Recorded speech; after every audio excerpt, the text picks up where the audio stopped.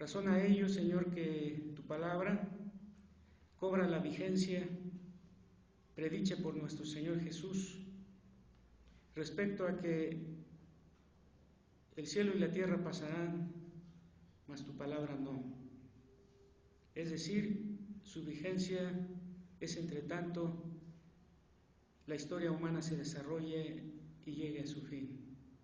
Y gracias porque en tu misericordia nos concedes el honor de leerla y exponer de ella el mensaje que tienes para nosotros hoy. Oramos en Cristo Jesús. Amén. Pueden sentarse, hermanos, por favor.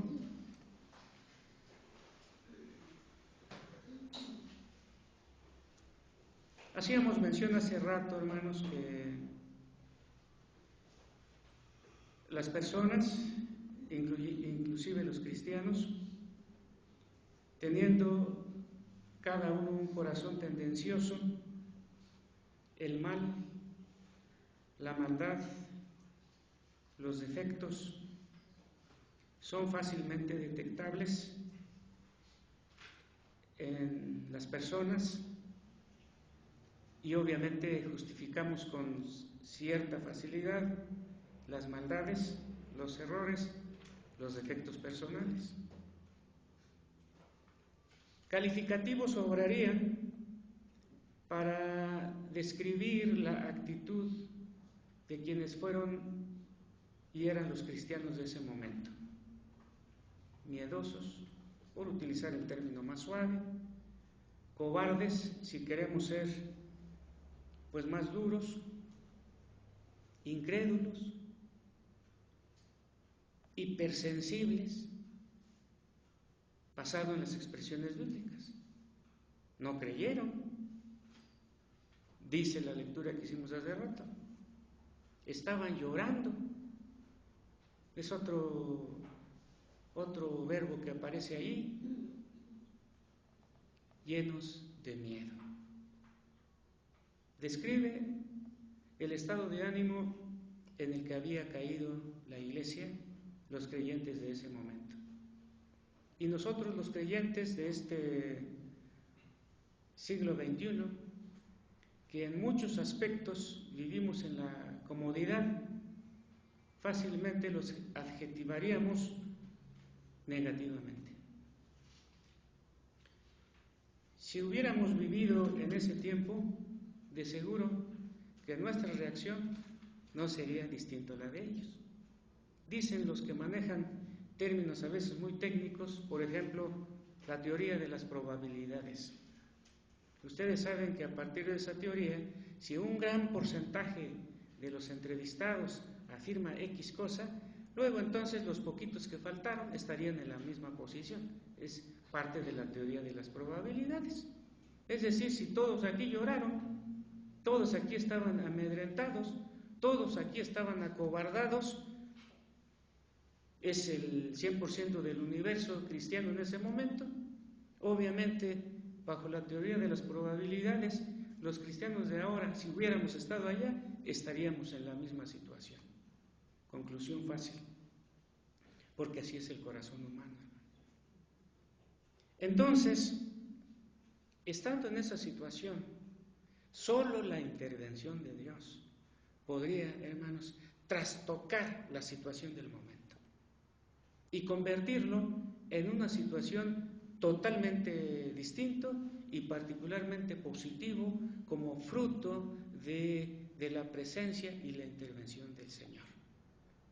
Y por eso nosotros, hermanos, ahora, como los creyentes de aquellos tiempos, debemos ver, y ellos necesitaban ver, que de la muerte de Jesús solamente era un paso para la promesa que de diferentes formas estaban claramente dichas en la palabra y que era su resurrección.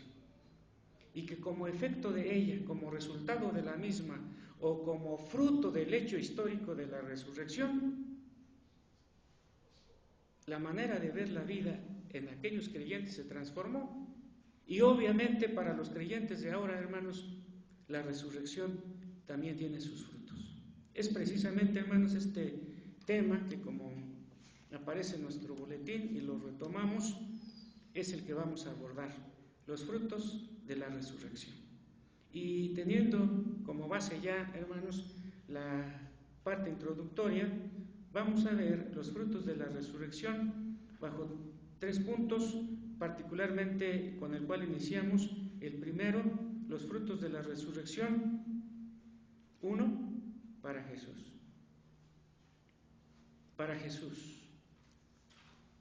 ¿Qué fruto trajo la resurrección de Él para Él mismo?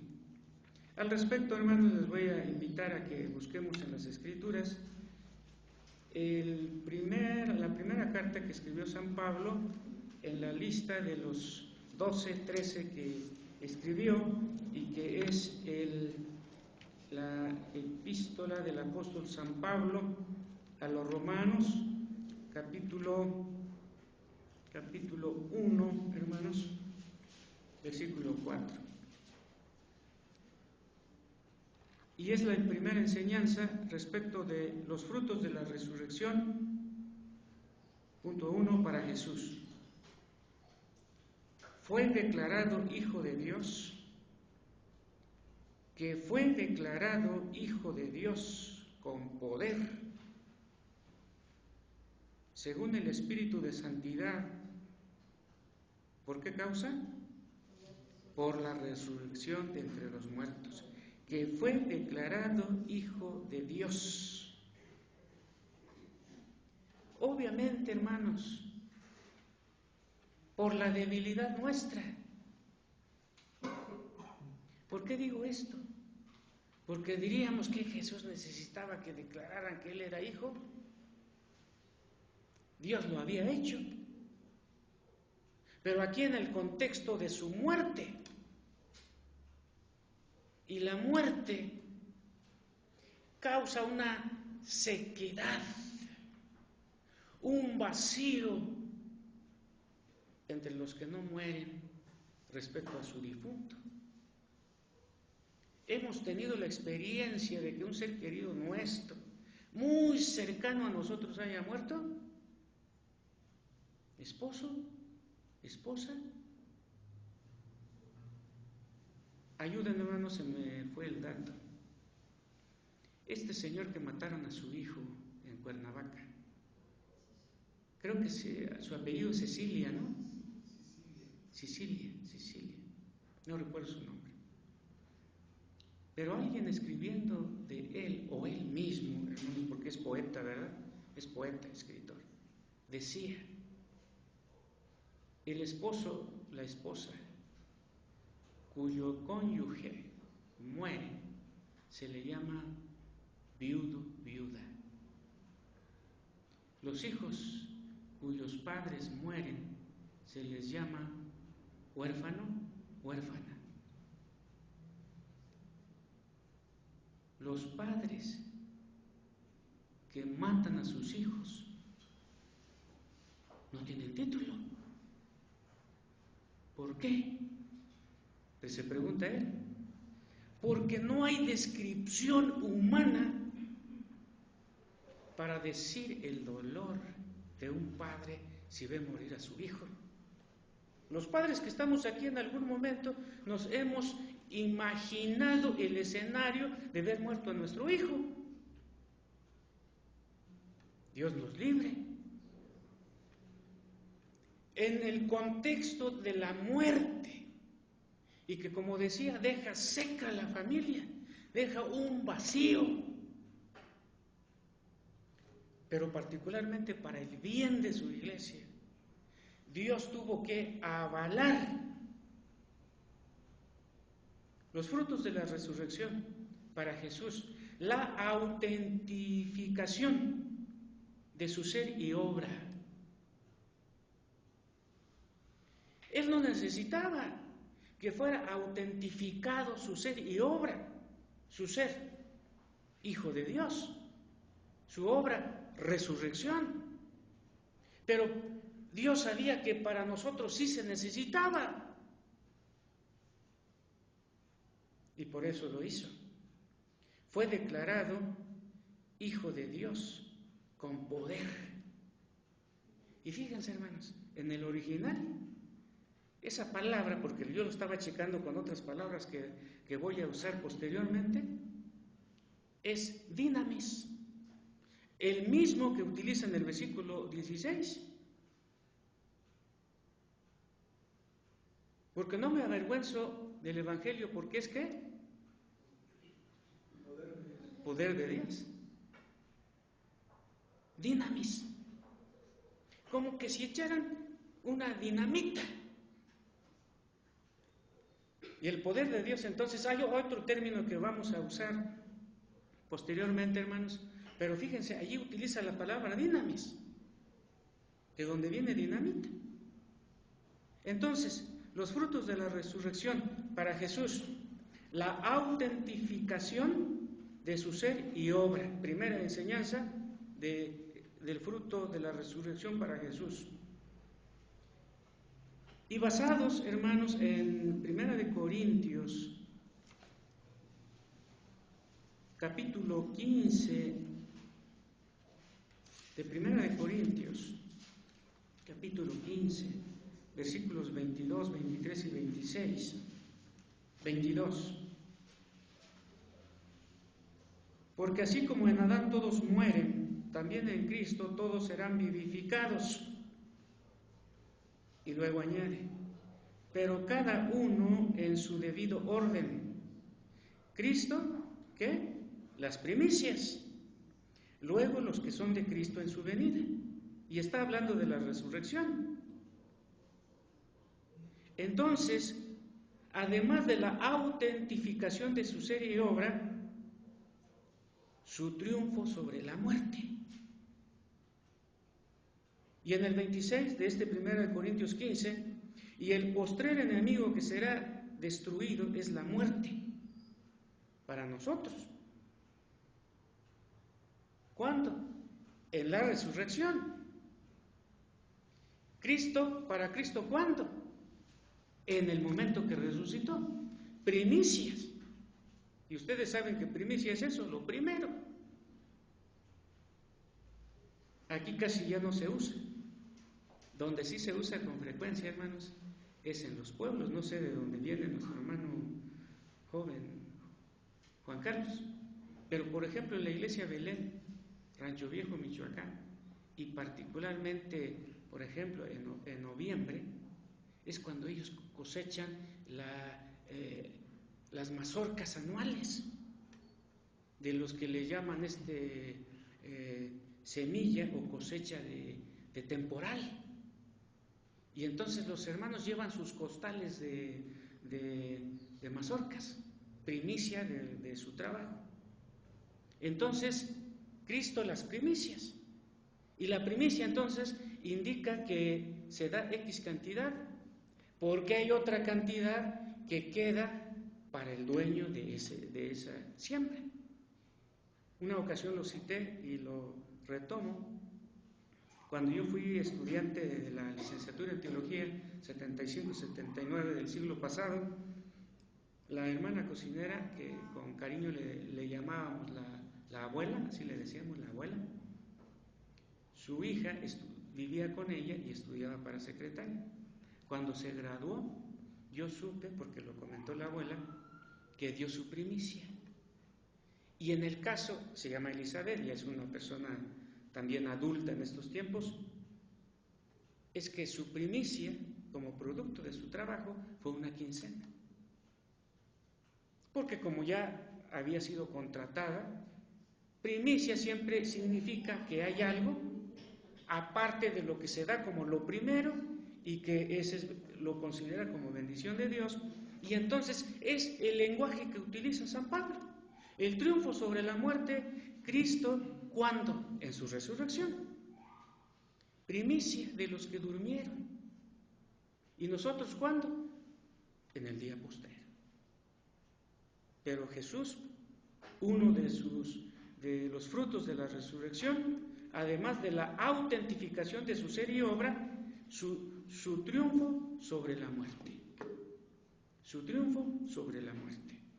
Y en tercer lugar, hermanos, de estos frutos de la resurrección para Jesús, vamos a dar un pequeño contexto en el lenguaje de la palabra, y el primero es en Filipenses capítulo 2, hermanos. Filipenses capítulo 2, versículos 5 al 7, que leo en voz alta. Dice, Filipenses 2, 5 al 7. Haya pues en vosotros este sentir que hubo también en Cristo Jesús, el cual siendo en forma de Dios, no estimó ser igual a Dios como cosa a que aferrarse, sino que se despojó a sí mismo, tomando forma de siervo y hecho semejante a los hombres. Se despojó a sí mismo. El término, hermanos, en el griego original es equinosen.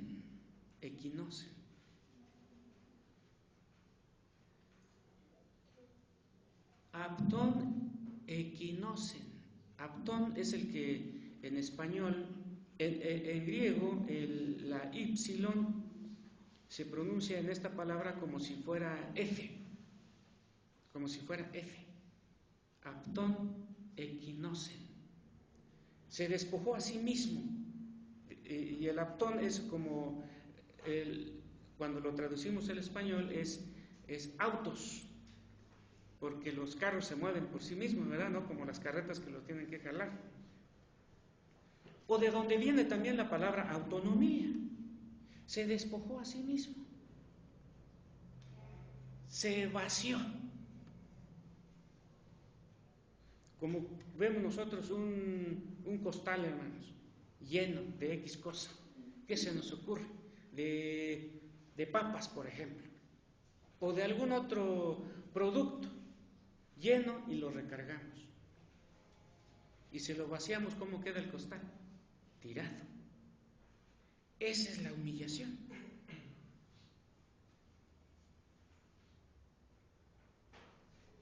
El cual, siendo en forma de Dios, no estimó ser igual a Dios. Se despojó. Se vació.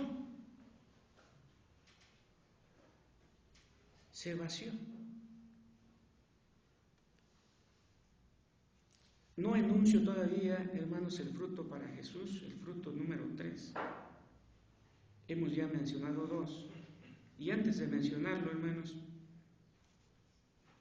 San Juan 17, 5, porque estamos viendo de que se vació.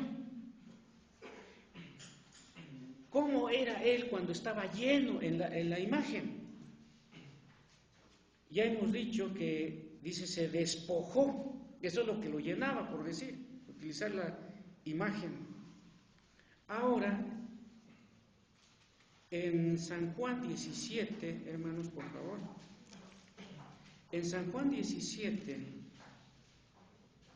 versículo 5, en su oración dice: ahora pues, Padre, glorifícame tú al lado tuyo, con aquella gloria. ¿Qué más sigue, hermanos? Que tuve contigo antes de que el mundo fuese. ¿De qué se despojó Jesús? De aquella gloria que tenía con el Padre antes de que el mundo fuese.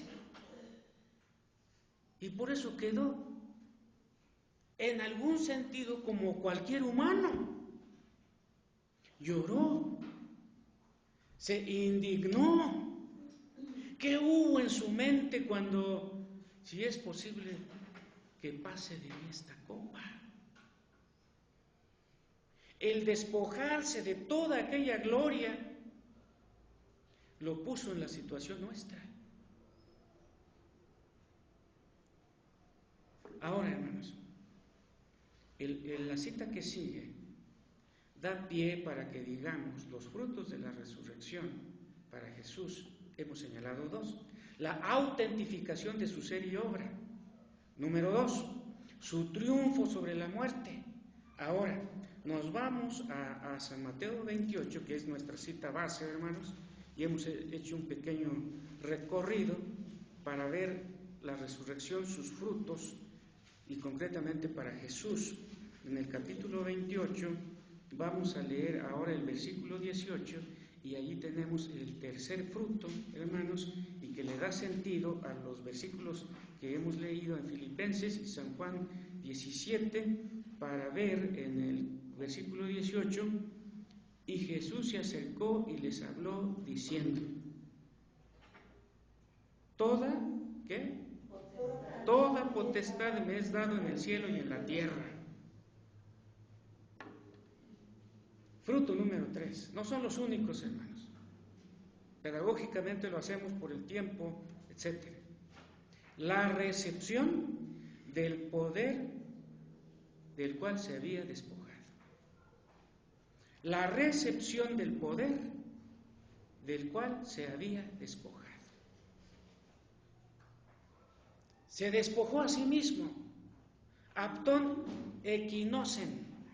Se despojó a sí mismo. Se vació de toda aquella gloria que tenía con el Padre antes de que el mundo fuese. Y ahora aquí, hermanos,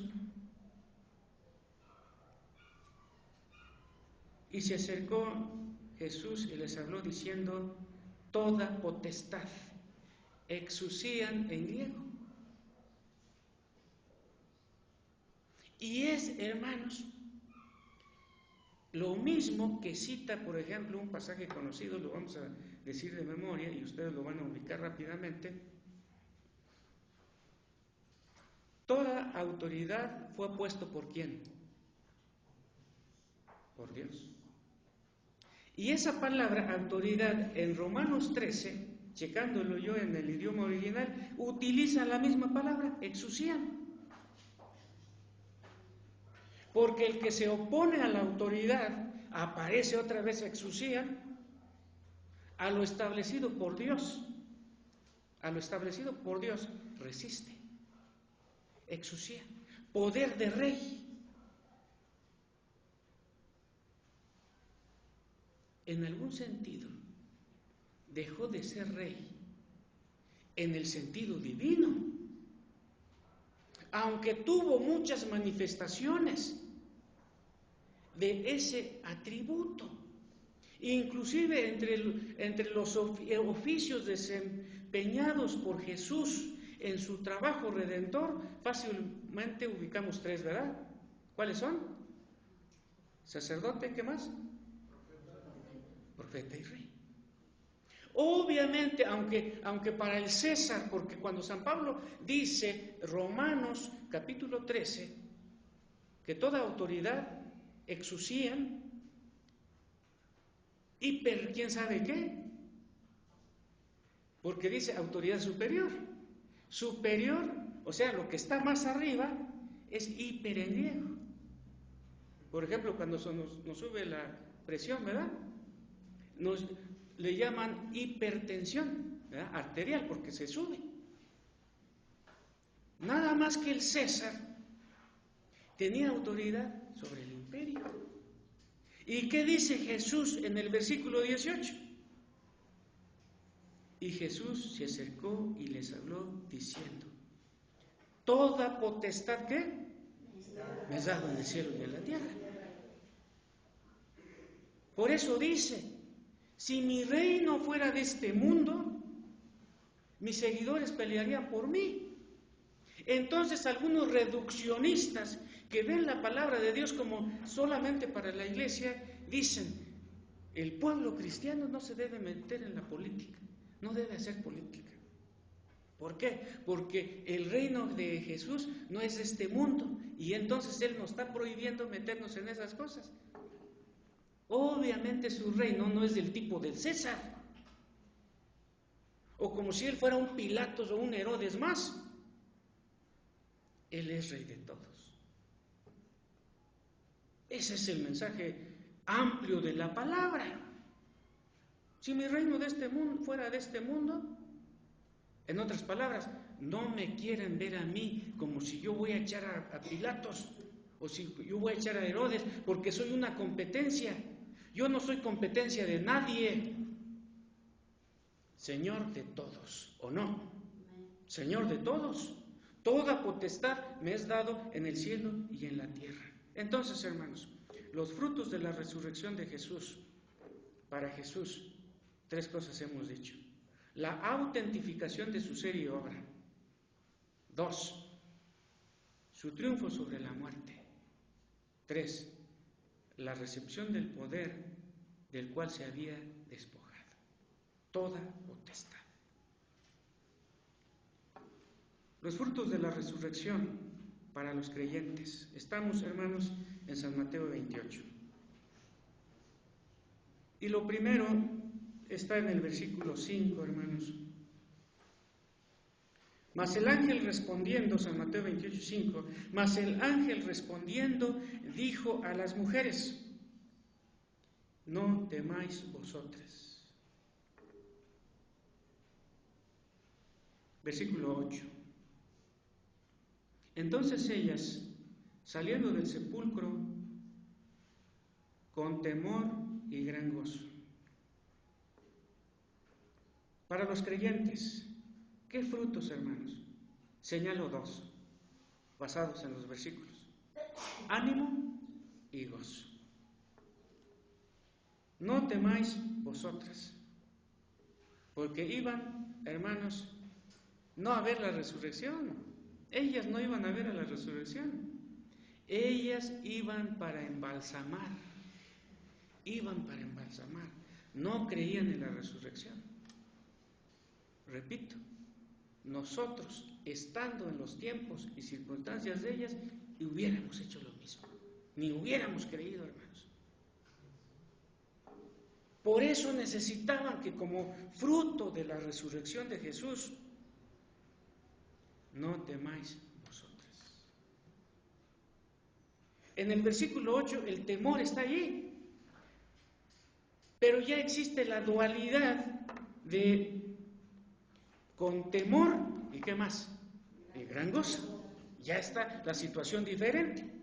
Así muchas veces nosotros, hermanos, está el temor y a la vez el gozo, la posibilidad de la esperanza. Pero ¿qué tal si es canceroso el tumor? ¿No solemos pensar, hermanos?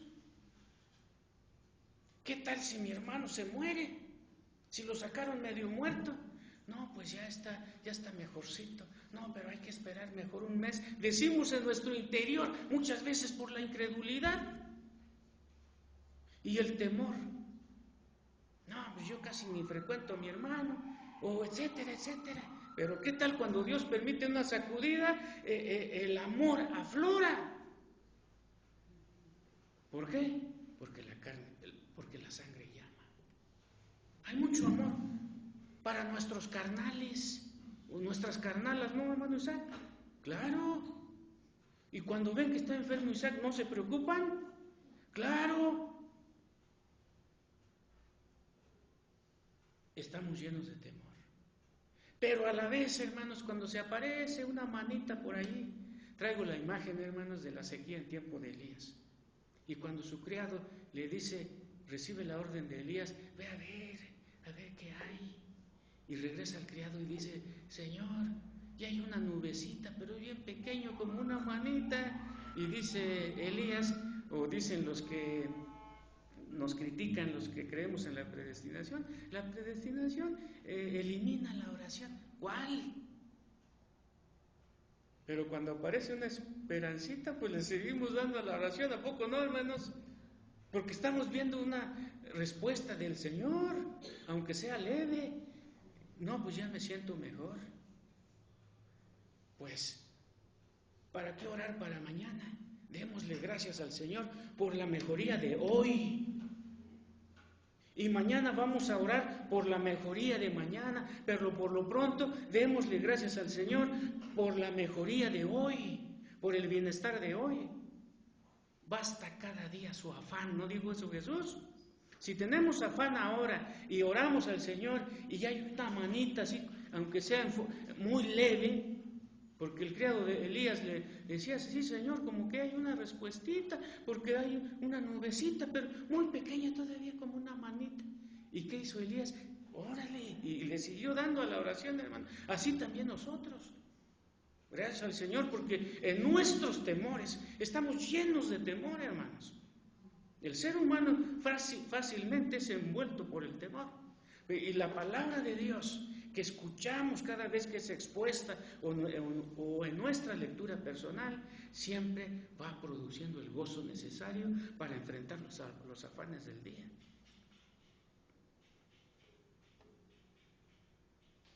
Ánimo y gozo. Versículo 19. Para un fruto más, hermanos, respecto a nosotros como creyentes. Versículo 19. Por tanto, id y haced discípulos a todas las naciones. Por tanto, id y haced discípulos a todas las naciones. Aquí el fruto, hermanos, de la resurrección, a partir de esta lectura, estructuro el pensamiento bajo esta palabra, hermanos. Compromiso. Ánimo y gozo. 2. Compromiso. Id. ¿Y qué es para nosotros ahora? Y cuando dice en Hechos 1, Jerusalén, Judea, Samaria y hasta lo último de la tierra. Vendrá sobre vosotros el Espíritu Santo y recibiréis poder. ¿Para qué? Para enseñar la palabra, para predicar la palabra. Empezando en Jerusalén, en Samaria y hasta lo último de la tierra. Id y haced discípulos. ¿Qué implica, hermanos? Empecemos con nuestra Jerusalén, que puede ser nuestra familia inmediata, hermanos. Yo en alguna ocasión he dicho, y lo digo para mí mismo, hermanos, y ahora también para ustedes, tenemos familias no creyentes, ellos pueden ser nuestra Jerusalén. Y no me acuerdo si le decía a mi esposa esto o no,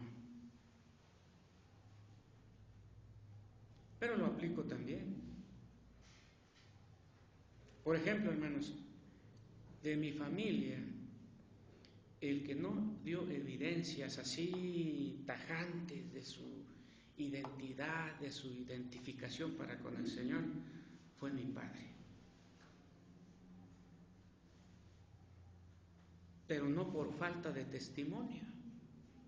Una ocasión yo lo tomé como una hora y con el respeto de hijo le dije: Padre, necesito hablar contigo. Y le expuse la palabra y con la atención, no sé si interesada o por el respeto de que su hijo es el pastor. Le expuse la palabra. Inclusive cuando estaba enfermo, con la enfermedad que terminó su vida, pero aún consciente, yo hablé personalmente con él. Él ya no se podía comunicar, pero sí estaba totalmente consciente. Y en razón a la palabra, yo le dije a mi padre: esto debe haber, papá, en tu corazón. Y si tú estás de acuerdo, padre, indícalo moviendo tu cabeza de esta forma. Y él lo hizo en la forma que yo le dije. No sabemos, hermanos, cómo trabaja Dios, pero que nosotros tomemos a nuestra familia. Oye, papá, oye, mamá, oye, hijo, oye, hija, tal vez no me hagas caso, pero te voy a pedir que, basado en el respeto del amor que me tienes, en la relación que guardamos, me vas a escuchar. por el respeto que me tienes, porque soy tu hijo, porque soy tu hija, porque soy tu padre, porque soy tu mamá, ¿estás dispuesto a darme un tiempo? Y allí, hermanos, suéltele la palabra. Que responda positivamente o no, ya no es tu deber. El doctor Evan Roner, en su libro Religión Escritural y Tarea Política, dice: Dios te llamó para dar testimonio. Ganar batallas no. Ganar batallas le corresponde a Él. A ti te corresponde testificar. Los frutos de la resurrección para los creyentes: ánimo y gozo. Número 2, compromiso con nuestra Jerusalén. ¿Tíos no creyentes tienes, hermano Pablo?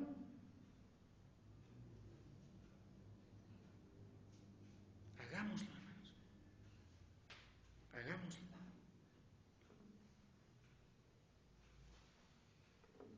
Tercer fruto para los creyentes, hermanos. Nos vamos nuevamente ahora a 1 Corintios capítulo 15, en algunos versículos distintos al pasaje anterior.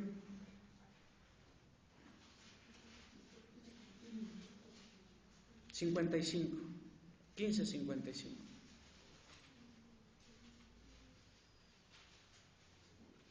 ¿Dónde está, oh muerte, tu aguijón? ¿Dónde, oh sepulcro, tu victoria?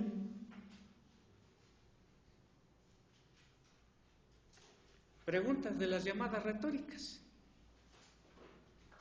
donde todos saben ustedes, hermanos, que las preguntas retóricas son los que usan los oradores simplemente para que el auditorio mentalmente responda. Y ya se sabe qué respuesta se va a dar, sí o no. Y aquí, ¿dónde está, oh muerte, tu aguijón? ¿Dónde, oh sepulcro, tu victoria? La respuesta es: ya no está. Hermanos, breve comentario personal. Yo viví en Rancho Viejo, Michoacán, hasta los 12 años, providencialmente, porque nada sucede al azar. Yo empecé a trabajar desde muy pequeño. 7 años tenía yo. ¿Qué puede ser un niño de 7 años? Pero cada uno es ducho en las circunstancias, hermanos. 10 años, mi hermano Toño, los que conocen a mi hermano Toño, es el mayor, me lleva 3 años. Ya estábamos trabajando. Los que han ido al rancho ubican un pueblo como a 5 kilómetros del rancho que se llama Santana. Allí se plantaba el arroz, porque el arroz se mete a la tierra con mucha agua. Pero, hermanos, en ese trabajo,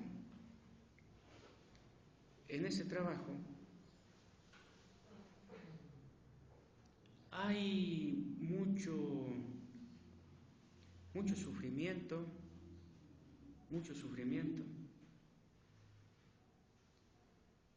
Sin embargo, hermanos, el ser humano, un niño en este caso, un servidor, junto con el hecho de sufrir en el trabajo, porque en esos trabajos, hermanos, como dato folclórico en algún sentido, al trabajar uno en medio del agua y estar plantando el arroz, el agua salpica y es agua con barro. Y en la noche, y los niños ustedes saben que es muy descuidado y hasta nos gusta el agua, ¿no? Como parte del trabajo y a la vez el calor del día, uno se moja con el agua, por ejemplo, todo el estómago, y hay partes que, por ejemplo, las piernas que se mojan porque uno está trabajando en el agua, pero el sufrimiento en la noche es terrible. ¿Por qué? Porque el sol seca el agua y se rompe la piel. Entonces el sufrimiento es terrible. Pero a la vez, hermanos, el gusto de que de que te van a dar un dinerito como pago. Pero esto viene a colación, hermanos, porque el sufrimiento, una ocasión, estando en estas circunstancias, hermanos, mi hermano con el que yo iba a trabajar, Toño concretamente, de repente me dice, no te muevas. Y me quedo totalmente quieto por la alarma con que me da la orden, no te muevas. Y que me da un sombrerazo en el costado izquierdo. Pero yo no le retobé ni le armé bronca. ¿Por qué? Porque me había tirado del sombrerazo un alacrán que yo tenía pegado en el costado izquierdo. Ahora, pero el hecho concreto, hermano, en esa ocasión me salvé. Pero en muchas ocasiones yo fui picado por alacrán. Porque uno hace el trabajo de la limpia del maíz, hermano, de la milpa. Y en esos tiempos, ahorita ya no, pero en esos tiempos de los años 60, el trabajo de limpiar la milpa le llamaban escarda. Vamos a la escarda, a escardar. Y entonces uno lleva su machete exprofeso para el escarda. Aparte están las guadañas o los machetes para cortar leña. Por la inexperiencia o simplemente porque es la implicación del trabajo, porque aún los adultos le pasaba, uno mueve piedras y moviendo una piedra sientes de repente como que te quemó una brasa y es el piquete del alacrán. ¿Pero por qué lo cito? Porque da miedo un alacrán. Sin embargo, cuando tú atrapas un alacrán y le quitas su aguijoncito, lo puedes poner en tu mano y hasta engañar a alguien. Mira, yo sí soy valiente. El alacranzote, ¿ves el alacrán? Pero como ya no tiene su aguijoncito. ¿Dónde está o muerte tu aguijón? Esa es la imagen, hermanos. ¿Dónde, oh sepulcro, tu victoria? Ya no es lo mismo, hermanos. Aún en los cristianos. Nosotros tenemos calificación psicológica. ¿Qué significa eso para los hechos tristes relacionados a la muerte? Muere nuestro familiar y particularmente los más cercanos a uno. No llores. ¿Cómo de que no? Llora. Es una expresión psicológica, una manifestación de los sentimientos humanos. No, los cristianos no debemos llorar. ¿Cómo de que no? ¿Que nos reímos? Claro que reímos, porque hay muchos motivos para reír.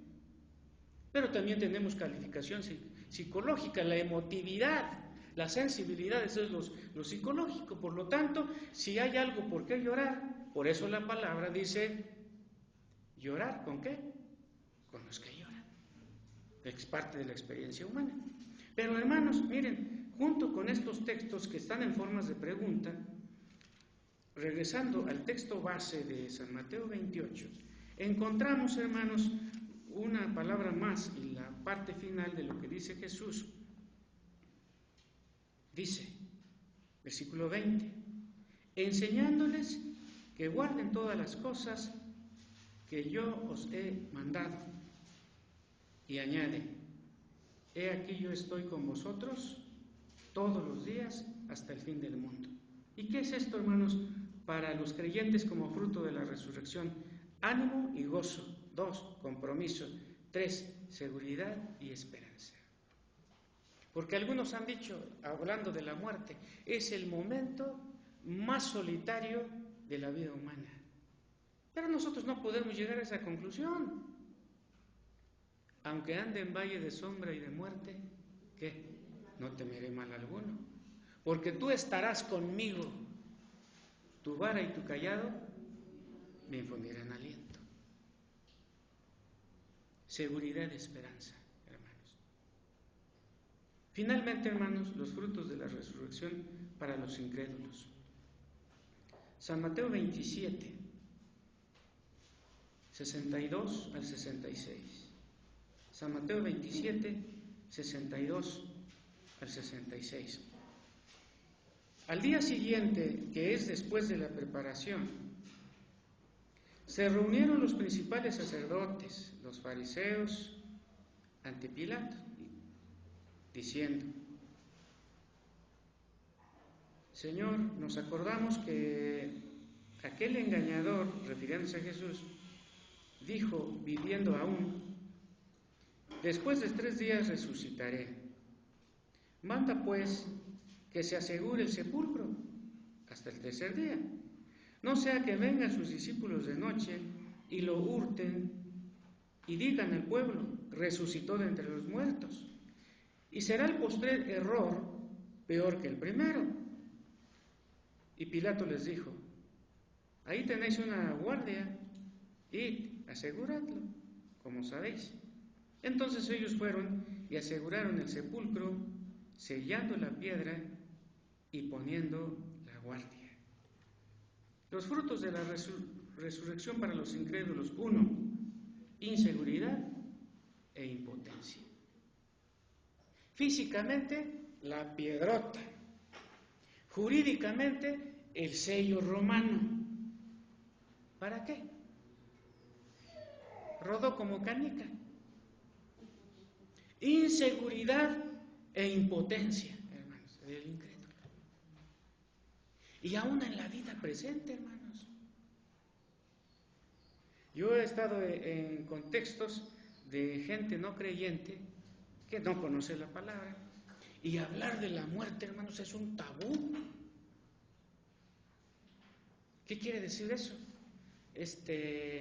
Si tú te murieras ahorita, no lo digas, que tu boca se haga chicharrón, etcétera, etcétera, hermano, porque les invade un temor. Yo creo que tampoco nosotros debemos hablar de la muerte como si fuera cosa ligera, pero tampoco nos aterra, hermanos. Inseguridad e impotencia. Por aquello de las dudas, estaban más temerosos que los discípulos, hermano, de otro tipo de temor, porque aparentemente ellos tenían el poder y los discípulos estaban jurídica y socialmente totalmente vulnerables, y psicológicamente no se diga, Jesús muerto, al menos es lo que tenía en la mente. Pero estos señores estaban más preocupados, hermanos, inseguridad e impotencia. Capítulo 28, versículos 12 y 13, para otro fruto de la resurrección para los incrédulos. 12. Y reunido con los ancianos y habido consejo, dieron mucho dinero a los soldados. Dieron mucho dinero a los soldados diciendo, decid vosotros, sus discípulos vinieron de noche y lo hurtaron, estando nosotros dormidos. La resurrección, los frutos para los incrédulos, basado en estos versículos, hermanos, cohecho y mentira. Cohecho y mentira. O soborno, que es el término más usual para todos. Cohecho y mentira.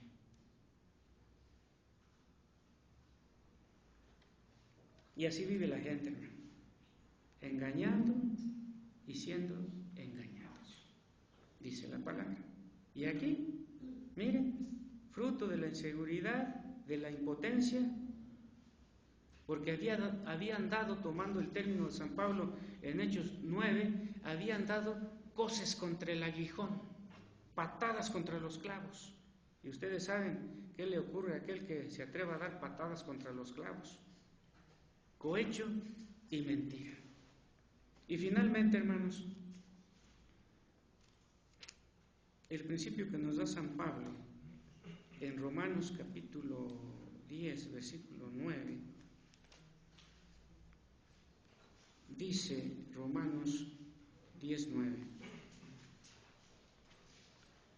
porque con el corazón se cree para justicia, pero con la boca se confiesa para salvación.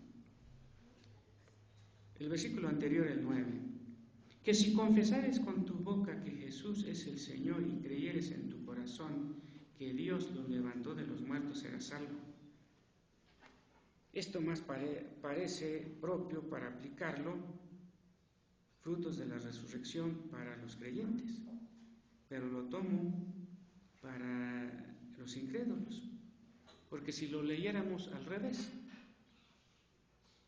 que si no confesares con tu boca que Jesús es el Señor y no creyeras en tu corazón que fue levantado de los muertos, serás condenado.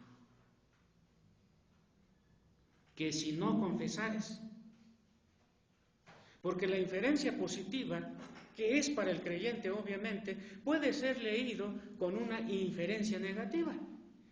Que si no confesares con tu boca que Jesús es el Señor y no creyeres en tu corazón que Dios le levantó de los muertos, y los incrédulos no creyeron ni creen, serás condenado.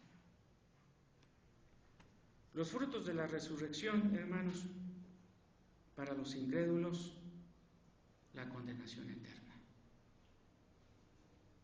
Porque el que cree en el Hijo de Dios, y particularmente en su resurrección, tiene vida eterna. Mas el que no cree ya es condenado, y la ira de Dios está sobre él.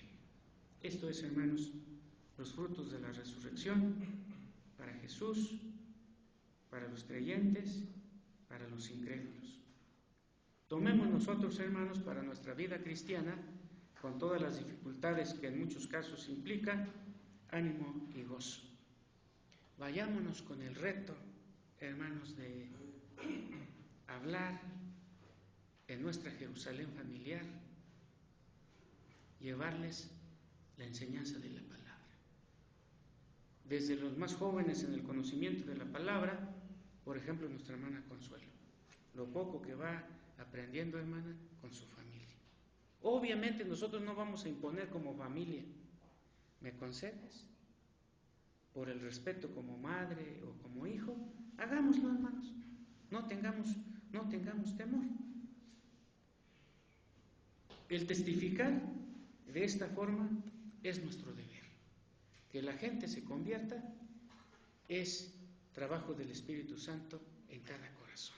Nosotros cumplamos con lo que nos corresponde